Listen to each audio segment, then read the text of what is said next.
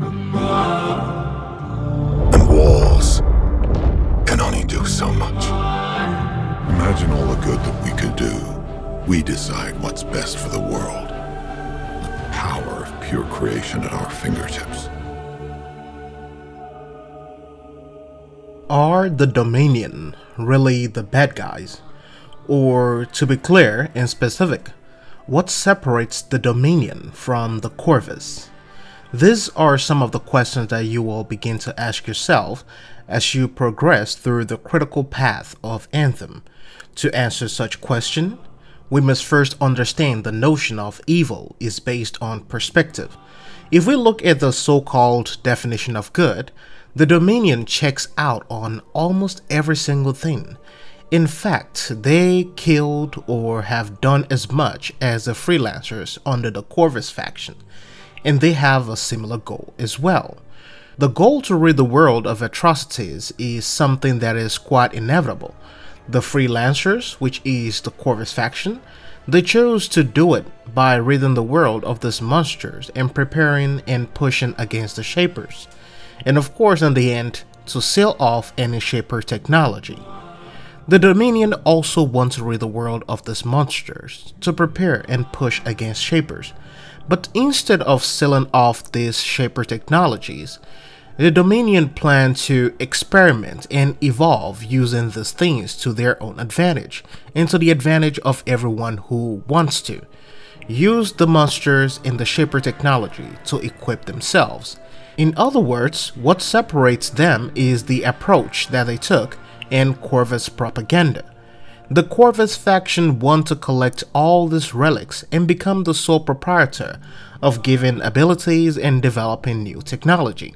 This, in other words, will ensure that factions like the Dominion doesn't rise again, and also will put them in the forefront of fighting the dangers of this broken world. But the Corvus also functions like a corporation, and as a lot of you know, corporations are mostly to be feared because of secrecy and underlying goals. The Monitor, leader of the Dominion, believes that powers shouldn't be hidden or only issued to elites or chosen individuals. He believes that if you are willing to follow the cause, then the powers should be given to anyone. These are some of the philosophies that the Corvus oppose, and for this reason, the Corvus faction tasked the freelancers with finding and recovering all Shaper relics. All across this world, the Dominion are looked at as evil and mad scientists, and the best way to understand their goal and their passion and their vision is to look at them as the conflict between the Autobots and the Decepticons, and what led to the fall of Cybertron. The Dominions are like the Decepticons, while the Corvus are like Autobots. They both have one goal, and that is victory and a rise of a broken world, but they also have a different approach. So this is one of the things that you will notice as you progress through the storyline of this game. Personally, I don't believe that the Dominion are evil. They're just misunderstood victims of propaganda and politics.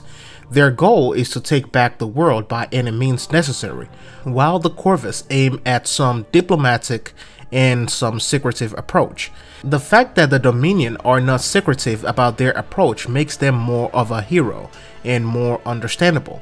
And if you compare them to the Corvus deal in secrecy and on a need-to-know basis. Now, in terms of secrets, there are speculations that the Monitor could actually be one of the Shapers in a suit, or could be Elena Tarsis herself after coming to a different realization. That is going to be one part of the lore that we will embark on later on in another lore video. But until then, I hope you guys enjoyed this video. Thanks for watching. I'll see you guys in the next one.